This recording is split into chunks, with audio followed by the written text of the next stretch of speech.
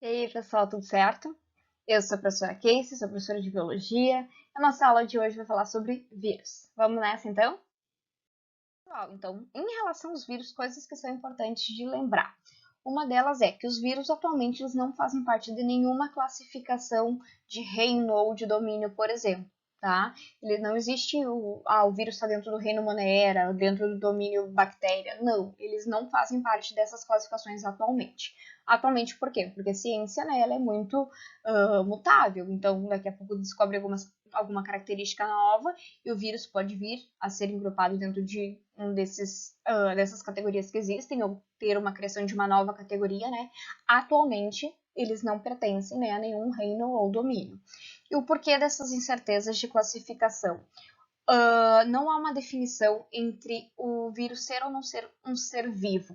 Alguns cientistas né, alegam que ele é apenas uma partícula inerte, fora dos organismos que eles parasitam, eles não têm atividade nenhuma, eles são partículas inertes, sem atividade. Mas quando eles estão dentro de um hospedeiro, de uma célula parasitada, eles têm atividades, eles conseguem inclusive se reproduzir, mesmo que utilizando né, a maquinaria da célula parasitada, mas eles conseguem realizar algumas atividades sim. Então tem essa discussão do vírus ser ou não ser um ser vivo, que não há um consenso ainda, certo? Outra característica importante de lembrar é que o vírus não é dotado de célula, então ele é chamado de ser acelular. Tá? Essa é uma característica importante de lembrar.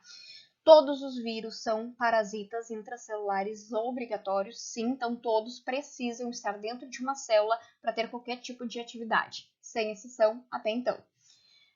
Eles também são seres que conseguem infectar todo e qualquer tipo de organismo vivo, seja bactéria, seja planta, seja animais, então eles conseguem infectar todo e qualquer tipo de ser vivo.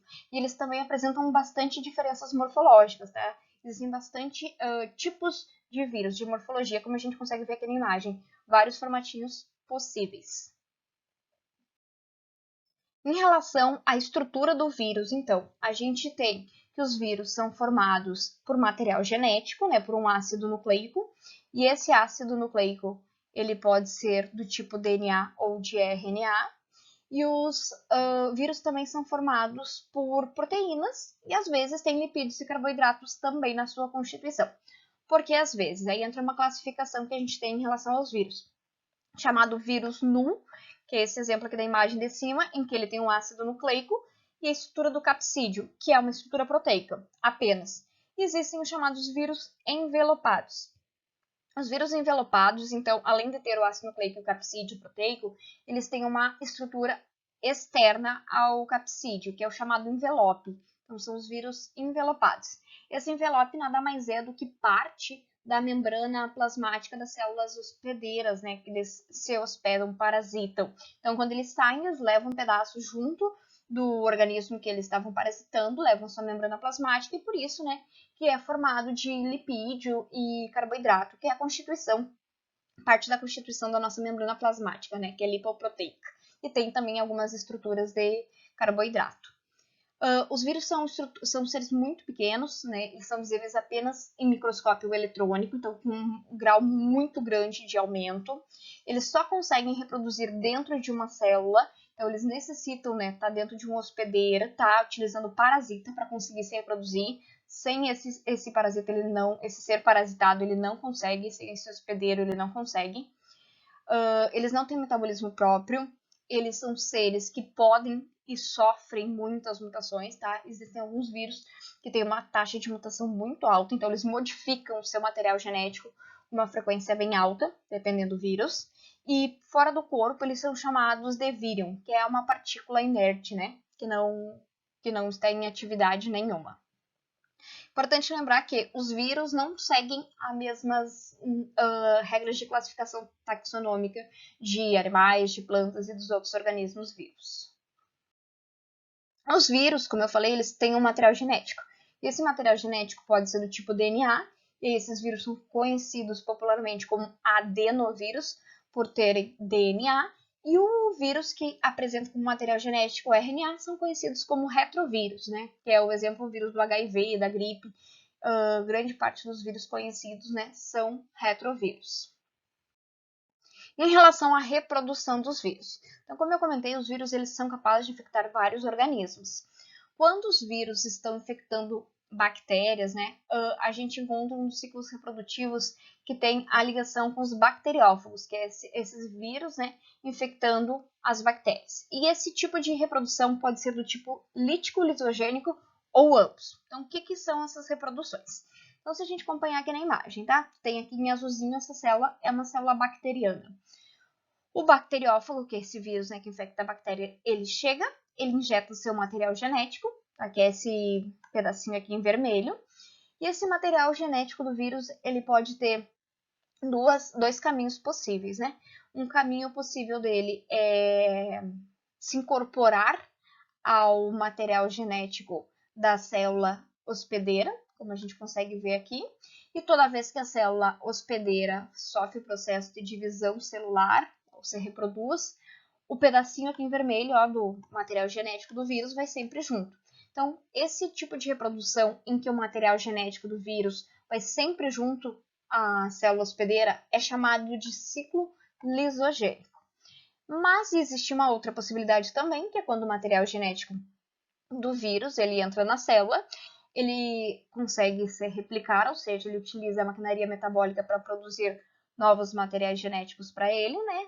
Monta novas estruturas virais, e no momento em que essas novas estruturas virais estão prontas, ele faz uma lise na célula. O que é isso? Ele literalmente explode a célula em que ele está infectando para liberar as novas partículas virais e seguir, né, esse ciclo de infectar novas células. Então, no momento em que eu tenho um vírus infectando uma célula e explodindo, rompendo ela para liberar os novos vírus formados, eu chamo essa reprodução de ciclo lítico, em que há uma morte da célula, uma vez que ela é quebrada, ela é lisada, né? Ela é explodida literalmente para liberar os novos vírus. Enquanto que no ciclo lisogênico não há a morte da célula, mas o material genético do vírus vai sempre junto ao da célula hospedeira. Outras formas de reprodução dos vírus, né, que é uma das formas bem conhecidas, é através de uma sequência de etapas, né, que ele chega, contamina a célula, utiliza a célula para reproduzir e sai da célula. Então, esse caminho, ele tem algumas etapas. A primeira etapa, que é chamada de adsorção, é o momento inicial, em que o vírus vai chegar na célula, vai ter um momento de reconhecimento, de adesão à membrana da célula. Depois vai ter o momento de penetração ou entrada, é quando ele de fato entra, né? Ele consegue penetrar nessa célula hospedeira. Depois ele vai começar o seu processo de reprodução propriamente dito, utilizando, né, sempre a maquinaria dessa célula hospedeira. Então vai ter momento em que esse vírus vai ter um desencapamento, ou seja, ele vai ser desconstituído, né? Vai perder, por exemplo, seu capsídeo e liberar o seu material genético, para começar o momento de síntese. O que é a síntese? O momento de síntese proteica, transcrição e tradução. Então, ele vai começar a replicar o seu material genético. Acontece, então, essa parte de transcrição e tradução, produzindo novos vírus, novos ácidos nucleicos para o vírus e também novas proteínas. De forma que, quando esse material genético está pronto e essas proteínas estão prontas, né, já foram replicadas, vai acontecer o processo de montagem. Então, os vírus começam a ser montadinhos novamente dentro da célula hospedeira. Assim que eles estiverem prontos, eles são liberados. Então, pode ser através de uma lise celular, né, explodindo a célula, em que vai infectar novos organismos. Então, ele literalmente usa e abusa, né, escraviza a célula hospedeira para o seu bel prazer. Ele, né, utiliza a célula para reproduzir e depois que não precisa mais dela, joga lá fora. O que acontece? Existem algumas diferenças nesse processo da replicação viral quanto aos vírus de RNA de cadeia positiva ou negativa. O que é isso? O RNA chamado de senso positivo é o RNA que ele já está pronto para o processo de tradução, ou seja, o RNA positivo já é o RNA com a mensagem, já é o RNA mensageiro pronto para fazer a tradução. Quanto que o RNA de senso negativo é aquele RNA que ainda não está pronto para fazer a síntese proteica na etapa de tradução. Então, ele precisa primeiro fazer um processo de produzir um RNA positivo para depois ter essa mensagem, então, e fazer o processo de tradução e ter as proteínas para ir finalizar o processo de reprodução. Seguindo, então, a parte da reprodução dos vírus, falando um pouquinho dos vírus de RNA. Então, como eu comentei anteriormente, né, um vírus de RNA, como o caso do vírus da gripe, né, da influenza, o principal material genético, né, material do vírus é RNA, esse RNA é capaz de realizar síntese proteica utilizando a célula hospedeira, realizar a produção dessas proteínas e de novos RNAs, montar vírus e esses vírus serem, né, expelidos, por exemplo, no caso da gripe, pela gotícula de saliva. Outro tipo de reprodução que a gente tem de vírus de RNA é no caso do HIV, que é um outro tipo de retrovírus que faz um processo de retrotranscrição, que é uma transcrição reversa. Tanto que esse tipo de vírus tem uma enzima chamada de transcriptase reversa, que é uma transcrição ao contrário. Então, para compreender um pouquinho melhor sobre o processo de reprodução do vírus HIV, acompanhando aqui a imagem. Então, o momento inicial, né, em que o vírus ele infecta a célula, fusionando então o vírus com a célula. Então, o vírus entra na célula, depois ele tem o vírus do HIV injeta, né, o material genético, que é um material de RNA. Esse material de RNA faz o processo de transcriptase reversa, ou seja, a enzima do vírus é capaz de fazer uma transcrição ao contrário, em que do RNA produz DNA. Para que isso? De forma que o DNA entra no núcleo da célula hospedeira, vai se grudar, vai se integrar ao material genético dessa célula hospedeira e posteriormente ele vai produzir então o RNA, vai fazer o processo de transcrição. Então o DNA produz RNA e esse RNA, que é o RNA mensageiro, de fato vai produzir as proteínas necessárias. Então são produzidas proteínas, né? E esse vírus, ele acaba infectando as células de modo que ele não sai da célula, uma vez que ele se grudou ao material genético da célula. Então, toda vez que a célula se divide, né, passa por um processo de mitose, o material genético do vírus vai sempre junto, que é o caso do vírus do HIV. Então, esse material segue unido e ao mesmo tempo em que a célula consegue, é utilizada, né, como hospedeira, para produzir novas partículas virais. Então, ela é utilizada e novas partículas virais são emitidas a partir dessa célula. Falando um pouquinho agora sobre as doenças causadas por vírus. Então, toda doença causada por vírus é chamada de virose, tá? A virose é um nome popular para doença causada por vírus. A gente tem uma infinidade de doenças, aí a gente vai ver algumas das principais doenças virais. Começando por 4 doenças que elas têm algumas características de transmissão em comum, que é o sarampo, a rubéola, a catapora e a cachumba. O sarampo, a rubéola e a catapora, todas essas 3 doenças, elas apresentam manchas na pele, né? Elas dão erupções na pele que coçam e deixam vermelhinha. Então, elas são doenças, né, fisicamente semelhantes quando infectam os organismos. A transmissão de todas essas 4 doenças, incluindo a cachumba, ocorre da mesma maneira, que é através da inalação de gotículas de saliva contaminada. Então, com essa secreção contaminada, o vírus sai e infecta novas pessoas. Existe prevenção, né, além do, claro, evitar o contato quando a pessoa estiver doente, né, mas existe prevenção no caso de vacina.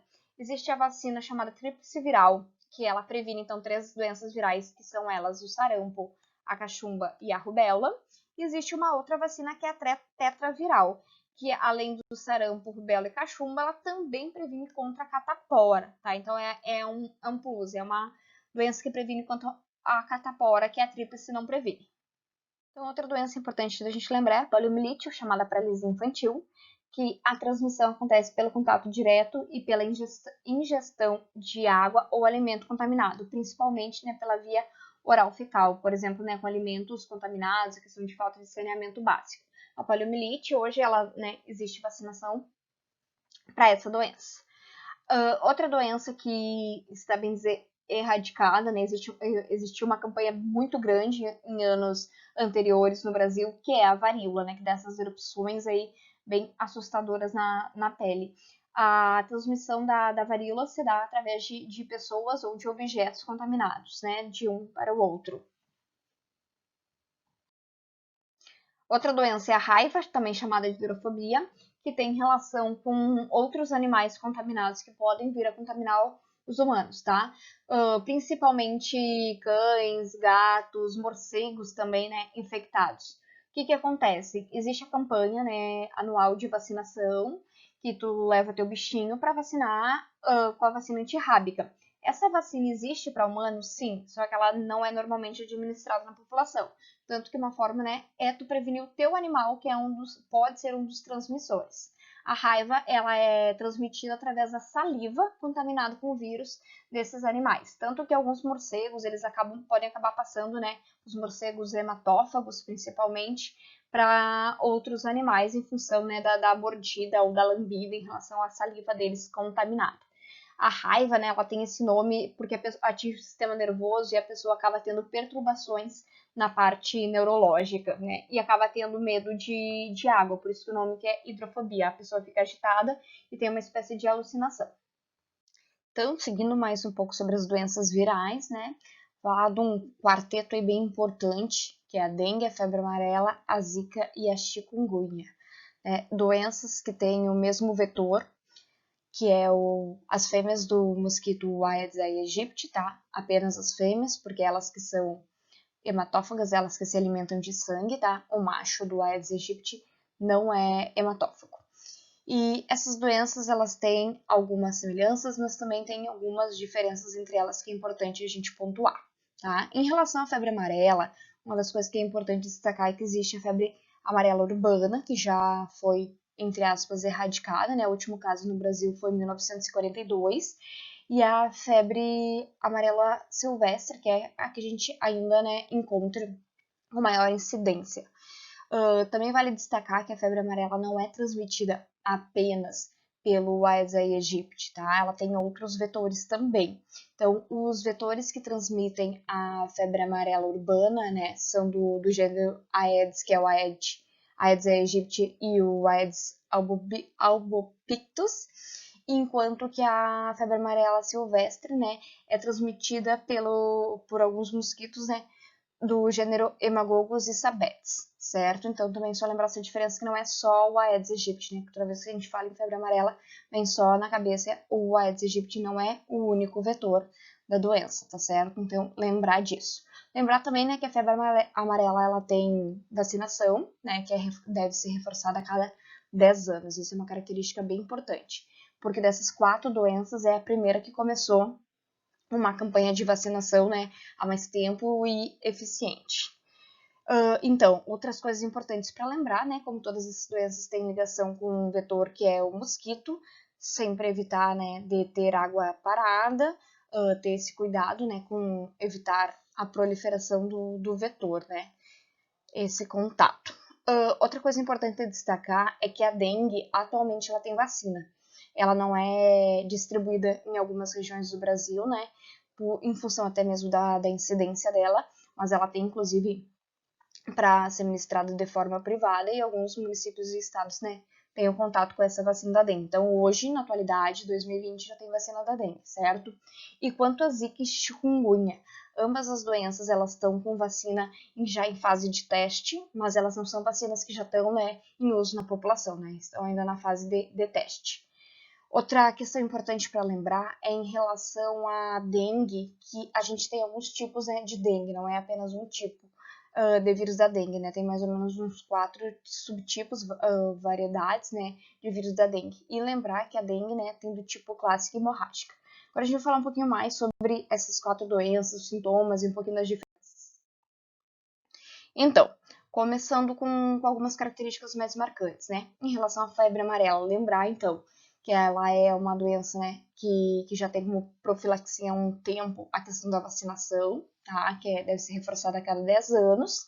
E a febre amarela, ela tem esse nome, né, em função justamente da coloração amarelada que a pessoa pode ficar, principalmente na questão dos olhos, tá? Então, lembrar dessa questão da pele e dos olhos em função do nome da doença. Além disso, né, a pessoa pode ter febre, que é uma característica marcante, né, em quase todas as doenças, né, o que muda é a intensidade dessa febre. E um pouco de dores no corpo, dores nas costas, né, mas não são sintomas assim tão fortes quanto, por exemplo, do chikungunya. A zika, tem que importante lembrar, né, da zika, a questão das gestantes, né, da microcefalia nos bebês, né, que é bem importante destacar, né, que já foi comprovado essa questão do vírus com a microcefalia, né, o vírus da zika. Sobre as características da zika, né, é importante lembrar que tem dores, as pessoas, né, que têm a doença têm dores leves nas articulações, né, elas podem ter essas dores, manchas na pele, que é outra característica marcante, né, e coceira e vermelhidão dos olhos, tá? Que é uma outra característica da zika. Em relação à dengue, né? Lembrando que tem a dengue clássica e hemorrágica. A hemorrágica ela é mais severa, né? A pessoa tem sangramentos, né? Como o próprio nome já diz, é a questão de hemorragia. Então tem que ter esse cuidado em especial. Sobre a dengue, né? É importante lembrar que tem febre, né? Febre altas. A questão de dor, né? Dor de cabeça sempre presente. A dor de cabeça, ela é encontrada nas 4 doenças, né? Que eu vou comentar. Na febre amarela, na zika, na dengue e na chikungunya. Então essa não é uma característica, um sintoma que vai diferenciar entre essas 4 doenças, tá? A questão de dor nas articulações, né? Ela é marcada também na dengue. E dor atrás dos olhos, né? Que é uma das características marcantes. Questão de cansaço, né? Moleza no corpo também, um certo desânimo. E a chikungunya, que é uma das mais intensas de sintomas, né? A questão de febre também alta e mais intensa, dor de cabeça, como as demais, né? Dor nas articulações, dores também mais fortes, então ela é mais forte, mais intensa em relação aos sintomas. A questão também de inchaço nas articulações e em algumas partes do corpo, né, nos tornozelos mesmo, é uma da característica marcante também da chikungunya. Lembrando que atualmente febre amarela tem vacina, tá, como medida profiláxica de prevenção já há um bom tempo. A dengue já tem vacina, tá, já é utilizada na população, e zika e chikungunya tem vacina em teste, ainda não é administrada na população. Em relação a doenças com origens, né, mais respiratórias, e aí tem um quadro aqui em relação a resfriado, gripe e o coronavírus, né, que na verdade o nome da doença é Covid-19. Coronavírus é o vírus, né, o nome popular do vírus. Então, essas 3 doenças, elas têm características em comum, o que leva, por vezes, inclusive, confundi-las, né? Mas elas também têm características que vão distingui-las, né? Defini-la mais propriamente qualquer uma e qualquer outra. As 3 têm a mesma forma de transmissão, que é a gotícula, né, de saliva ou secreção pulmonar contaminada, né, respiratória contaminada, por exemplo, através da tosse, do espirro, né, sai as secreções, a gotícula de saliva ou as secreções, que é uma das formas de transmissão. Importante destacar que a gripe, ela tem vacina, resfriado e coronavírus não, tá? O Covid-19 não tem vacina ainda, e resfriados também não tem vacina. Os 3 tipos das doenças que eu estou comentando têm como material genético o RNA, e elas são doenças em que sofrem bastante mutação, tá? São vírus que têm uma alta taxa de mutação. Em relação a uma curiosidade do vírus da gripe, né, que é a única que tem vacina até então.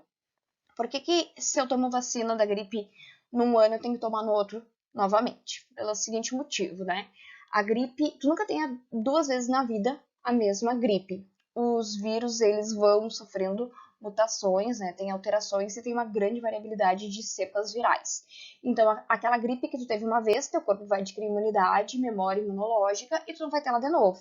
Mesma coisa funciona a vacina, né? Tu toma a vacina contra um coquetel X, né, de cepas virais para te não ter, né, saber defender teu corpo em relação a uma quantidade de vírus, mas isso não significa porque tu tomou a vacina da gripe que tu não vai ter gripe.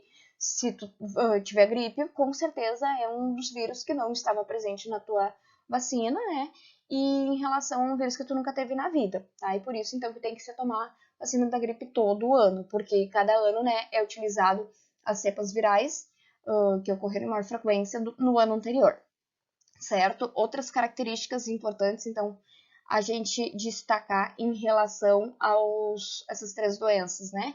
Os vírus que acometem ela não são os mesmos, né? O vírus da gripe é a influenza, os vírus, né? São vários tipos de influenza.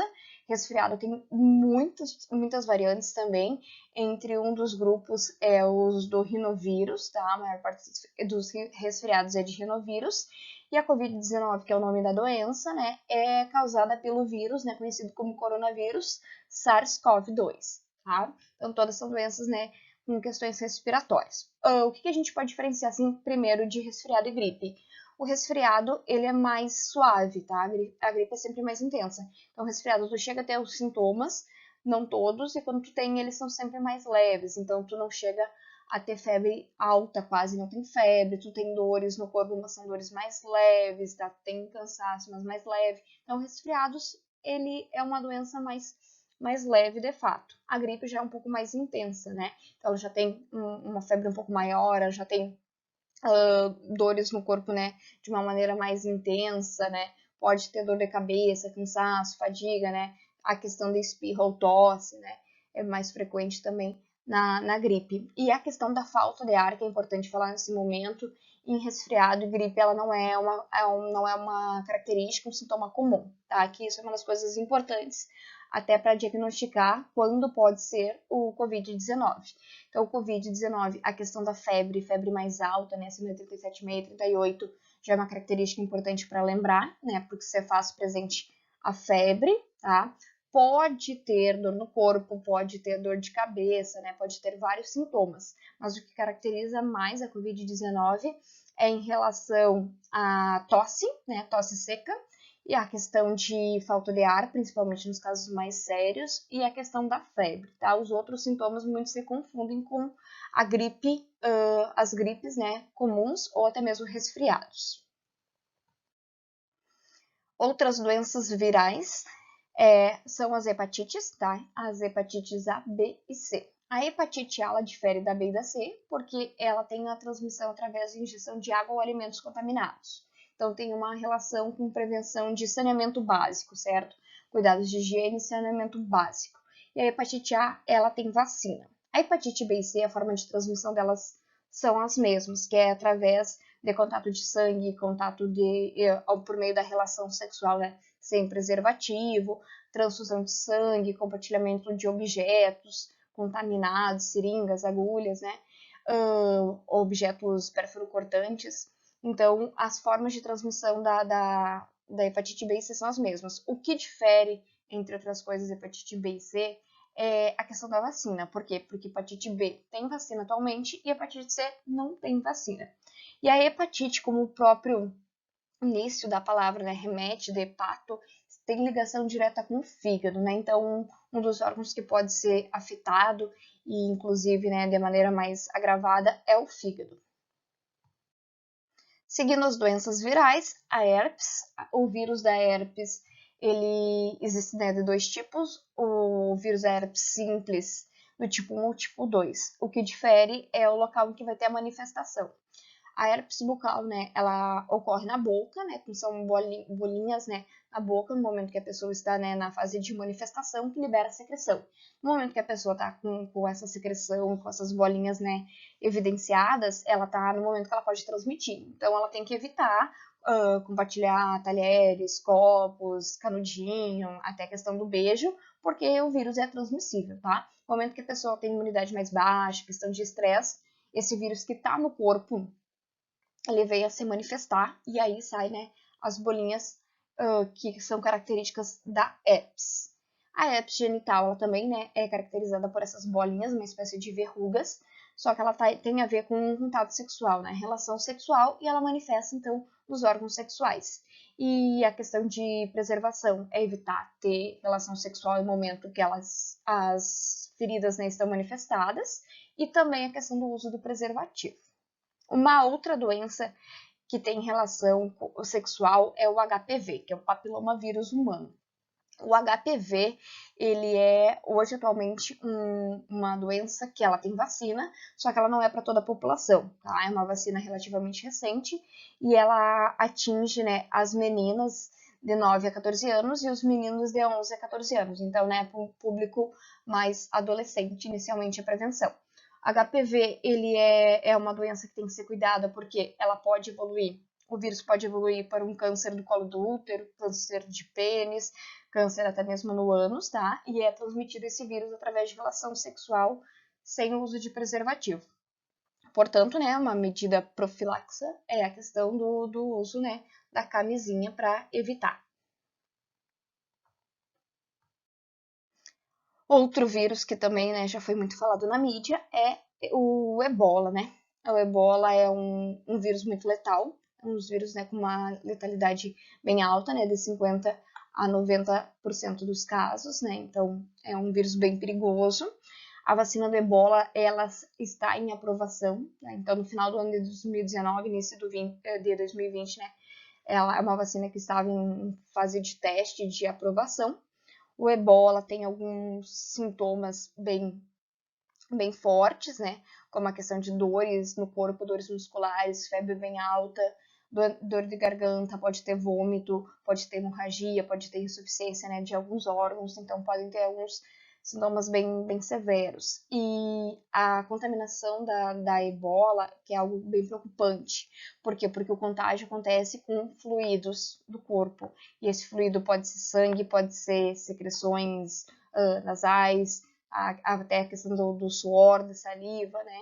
Então, são secreções corporais que podem acabar transmitindo. Então, é uma alta taxa também de contágio, né? Já que são as diversas secreções do corpo que tem essa chance de transmitir o vírus. Então, é um vírus também, né, que tem que ter esse cuidado. E, por fim, uma das doenças bem importantes de lembrar é a AIDS, né? Ou chamada no Brasil de SIDA, em função da sua sigla da Síndrome da Imunodeficiência Humana. O nome já fala sobre a doença, né? Ela atinge diretamente o sistema imunológico, né? Deixando esse sistema de defesa deficiente.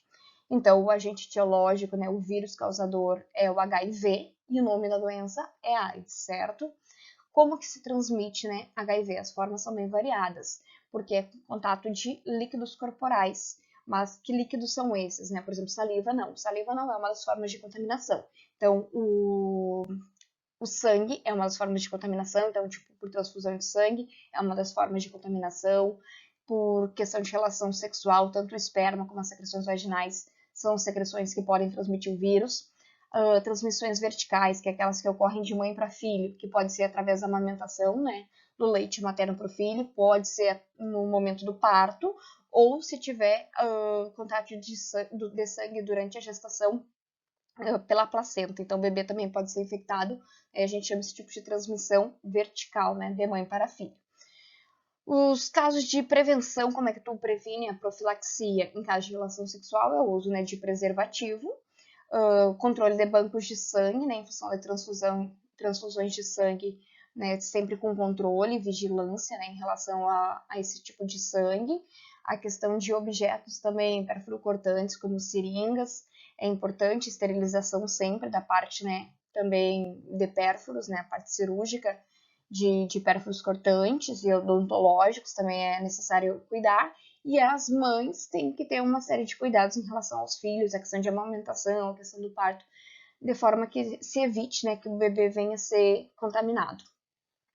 É importante destacar que a AIDS, ela ainda é uma doença que não tem vacina, né? E ela é uma doença que não tem cura. Ela tem tratamento, mas ela não tem cura até então. Então, isso é importante destacar. E o tratamento, na verdade, acontece, né, com antivirais, que são medicamentos que eles não matam o vírus, não, eles apenas evitam com que aumente a reprodução desse vírus, tá? Então, essa é a forma que ele atua no corpo dos indivíduos aidéticos, mas não cura de fato o indivíduo, né? Ele segue com os vírus que ele já tem no corpo. Uma coisa bem importante de falar sobre os aidéticos é que eles não morrem de AIDS, eles morrem de outras doenças, que a gente chama de doenças oportunistas, que pode ser um câncer, que pode ser uma infecção mais severa respiratória, pode ser uma tuberculose, por exemplo, né? Então, essas doenças oportunistas acabam por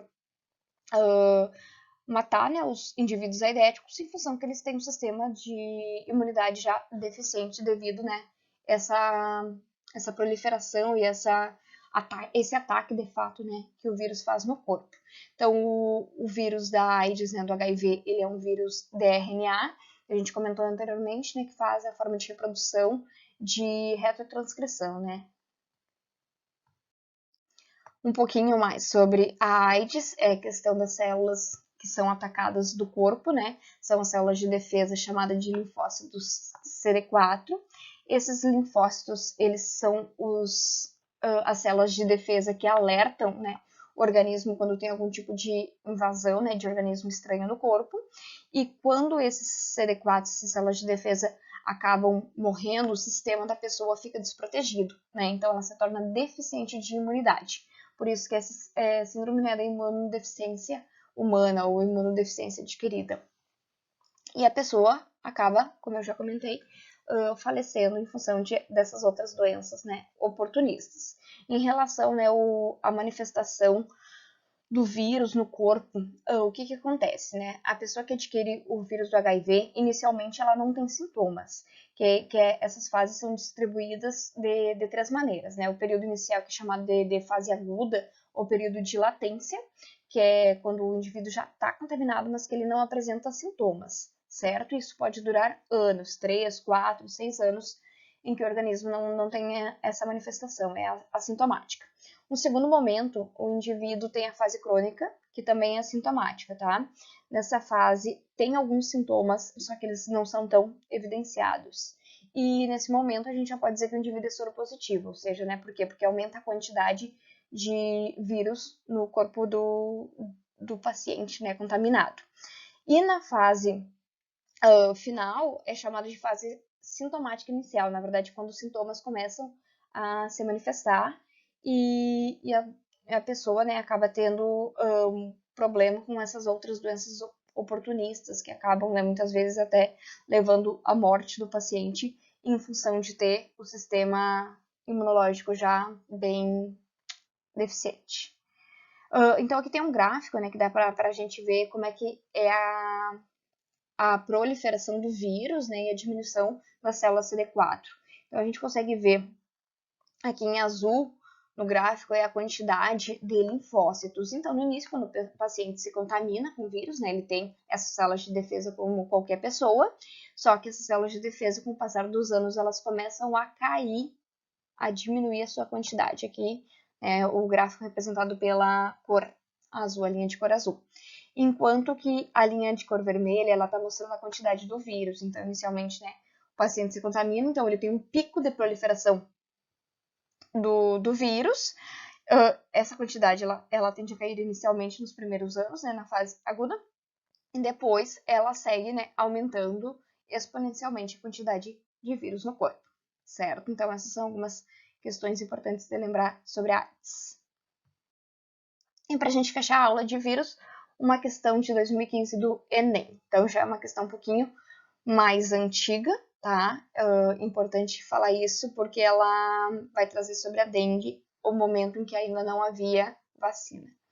Então, tanto febre amarela quanto dengue são doenças causadas por vírus do grupo dos arbovírus, pertencente ao gênero do flavivírus, existindo 4 sorotipos para o vírus causador da dengue.